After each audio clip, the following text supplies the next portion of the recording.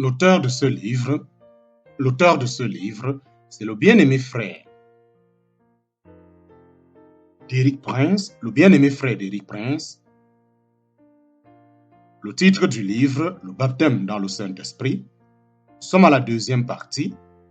Nous sommes au chapitre 1, la deuxième partie. Titre du chapitre 1. Chapitre 1, petit 2. Chapitre 1, petit 2.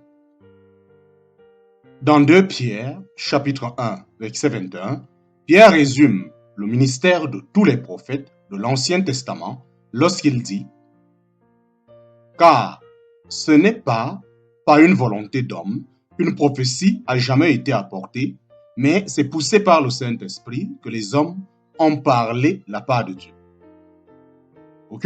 Aucun prophète ayant délivré un authentique message, la part de Dieu n'a jamais parlé de sa propre initiative, ni suivant son propre raisonnement ou son intelligence. Mais ils ont tous été inspirés, en parenthèse, poussés ou entraînés par le Saint-Esprit. Lorsque nous examinons les exemples de ces hommes et ceux de beaucoup d'autres, nous pouvons en conclure que tous les hommes de l'Ancien Testament ayant servi Dieu de manière convenable et efficace l'ont uniquement fait sous l'inspiration, sous la puissance du Saint-Esprit. C'est assurément une leçon pour nous. Si eux étaient incapables de servir Dieu efficacement sans le Saint-Esprit, nous ne le pouvons pas non plus. Fin du chapitre 1 de cette seconde partie. Chapitre 2, le Saint-Esprit dans la vie de Jésus. Chapitre 2, le Saint-Esprit dans la vie de Jésus. Nous allons maintenant examiner l'œuvre du Saint-Esprit dans le ministère et l'enseignement de Jésus. Nous devons tout d'abord observer que Jean-Baptiste, qui était venu tout spécialement pour faire connaître Jésus et ouvrir la voie à son ministère, l'a présenté sous un titre très particulier, celui qui baptise dans le Saint-Esprit. Moi, je vous baptise d'eau pour vous amener à la repentance, mais celui qui vient après moi est plus puissant que moi. Et je ne suis pas digne de porter ses souliers. Lui, il vous baptisera du Saint-Esprit et de feu. En parenthèse, Matthieu chapitre 3, verset 11. Remarquez la distinction entre Jésus et tous les hommes qui l'avaient précédé. Il vous baptisera du Saint-Esprit et de feu. Ce ministère de Jésus, le baptiseur dans le Saint-Esprit, est mentionné dans les 4 évangiles. La Bible y attache une importance particulière. Nous constatons également que le Saint-Esprit a été la seule source de puissance pour tout le ministère de Jésus. Avant qu'il descende sur Jésus dans le Jourdain, après qu'il a été baptisé du baptême de Jean, Jésus n'avait ni prêché, ni accompli aucun miracle. Il attendait que le Saint-Esprit vienne sur lui. Dans Actes chapitre 10, verset 38, Pierre, s'adressant à la foule rassemblée à la maison de Cornelius, dépeint le ministère de Jésus. Dieu a oint du Saint-Esprit et de force de Jésus de Nazareth qui allait de lieu en lieu, faisant du bien et guérissant tous ceux qui étaient sous l'empire du diable, car Dieu était avec lui. La source et la puissance du ministère terrestre de Jésus était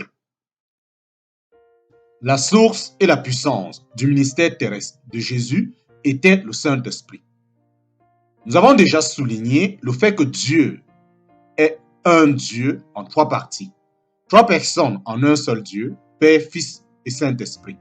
Dans ce seul verset, les 3 personnes sont identifiées. Dieu le Père a oint Jésus le Fils du Saint-Esprit. Le résultat de l'action sur l'humanité de Dieu au complet a été la guérison. Il allait de lieu en lieu, faisant du bien et guérissant tous ceux qui étaient sous l'empire du diable. Là réside la source mystérieuse du ministère de Jésus.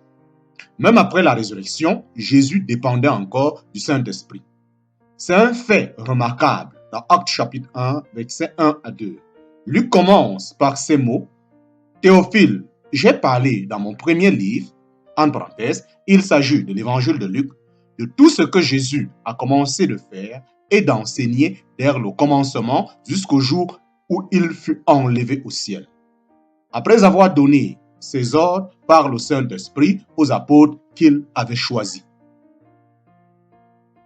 Luc parle du ministère de Jésus durant les 40 jours compris entre sa résurrection et son ascension. Il est dit que Jésus a donné des instructions à ses apôtres par le Saint-Esprit. Il comptait sur ce dernier pour procurer la puissance nécessaire aux miracles et à l'enseignement. Il n'a rien fait en dehors du Saint-Esprit. Le défi que représente le ministère de Jésus est celui de dépendre du Saint-Esprit, tout comme lui en dépendait. Non seulement Jésus a agi sous la puissance du Saint-Esprit pendant son ministère, mais il a aussi promis à ses disciples qu'ils recevraient le même Saint-Esprit qu'il avait inspiré et rendu puissant. Le dernier jour, le grand jour de la fête, Jésus, se tenant debout, s'écria « Si quelqu'un a soif, qu'il vienne à moi et qu'il boive. Celui qui croit en moi, des fleuves d'eau vive couleront de son sein, comme dit l'Écriture. » Il dit cela de l'esprit que devaient recevoir ceux qui croiraient en lui, car l'esprit n'était pas encore, parce que Jésus n'avait pas encore été glorifié. En parenthèse, Jean chapitre 7, versets 37 à 39. Nous avons ici un contraste incroyablement étonnant. On nous présente tout d'abord une personne assoiffée. Si quelqu'un a soif, ensuite par la venue et la présence du Saint-Esprit en elle, cette même personne assoiffée et incapable de se suffire à elle-même devient canal pour des fleuves d'eau vive. Non seulement elle n'est plus dans le besoin, mais elle est devenue une source d'approvisionnement par le Saint-Esprit.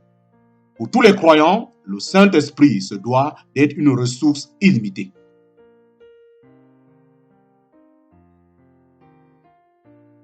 L'auteur de cet évangile continue en faisant clairement apparaître que, même si la promesse avait été donnée pendant le ministère de Jésus sur terre, elle ne verrait son accomplissement qu'à partir du moment où Jésus aurait été glorifié. Il dit, car l'Esprit n'était pas encore, parce que Jésus n'avait pas encore été glorifié. Si vous m'aimez, gardez mes commandements. Et moi, je prierai le Père, et il vous donnera un autre consolateur, en parenthèse, conseiller, afin qu'il demeure éternellement avec vous. L'Esprit de vérité, en parenthèse, c'est l'un des titres du Saint-Esprit que le monde ne peut recevoir parce qu'il ne le voit point et ne le connaît point, mais vous le connaissez, car il demeure avec vous, et il sera en vous. Je ne vous laisserai pas orphelins, je viendrai à vous. En parenthèse, Jean chapitre 14, versets 15 à 18. Relevons quelques points importants. Tout d'abord, Jésus dit à ses disciples, le Père vous donnera un autre conseil. Quel est le sens du mot « autre » dans ce contexte? Cela veut dire que Jésus avait été avec ses disciples pendant 3 ans et demi. Il dit en effet, maintenant en tant que personne, je dois vous quitter. Lorsque je m'en irai, une autre personne, le Saint-Esprit, viendra à ma place. Ensuite, il utilise un terme particulier pour décrire le Saint-Esprit, qui est traduit par conseiller. Dans la version anglaise, New International, le mot grec est parakletos. Et la version catholique le traduit par paraclet. Un paraclet est quelqu'un appelé à accompagner pour porter assistance. D'autres traductions disent consolateur ou assistant. Nous avons donc ici les 3 concepts liés: conseiller, consolateur et assistant. Enfin, Jésus continue en soulignant que le Saint-Esprit restera avec les disciples éternellement. Il y a encore une fois un contraste par rapport à sa propre relation avec les disciples. En substance, il dit « Je suis resté avec vous courtement, seulement un peu plus de 3 ans. Je vous quitte maintenant et vos cœurs sont brisés.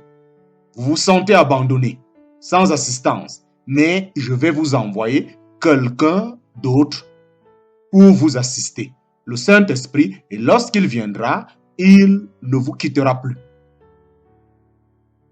Ce qui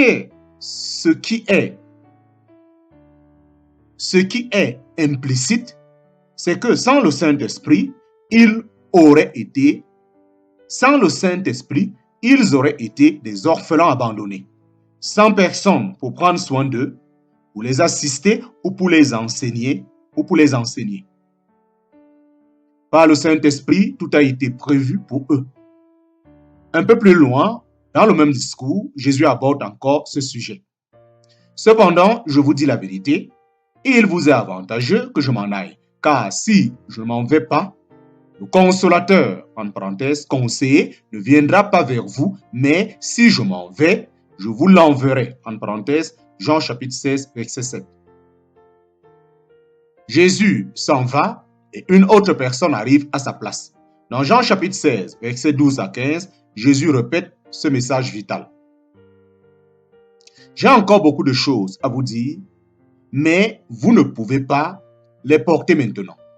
Quand le conseiller sera venu, l'Esprit de vérité, il vous conduira dans toute la vérité.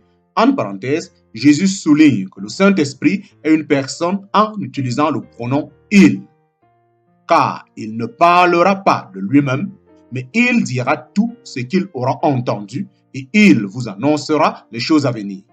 Il me glorifiera parce qu'il prendra de ce qui est à moi et vous l'annoncera. Tout ce que le Père a est à moi. C'est pourquoi j'ai dit qu'il prendra de ce qui est à moi et qu'il vous l'annoncera. Puisque cette promesse s'est accomplie, le Saint-Esprit est maintenant le représentant personnel de la divinité ayant fait sa demeure sur terre. Il est l'interprète, le révélateur et l'administrateur pour le Père et le Fils. Jésus dit, « Il prendra ce qui est à moi et vous le communiquera. » Il ajoute, « de ce qui est à moi, parce que tout ce que le Père a est à moi. » Le Saint-Esprit est donc l'interprète, le révélateur et l'administrateur de tout ce qui appartient au Père et au Fils. Tout est révélé, interprété et administré par le Saint-Esprit. Fin du chapitre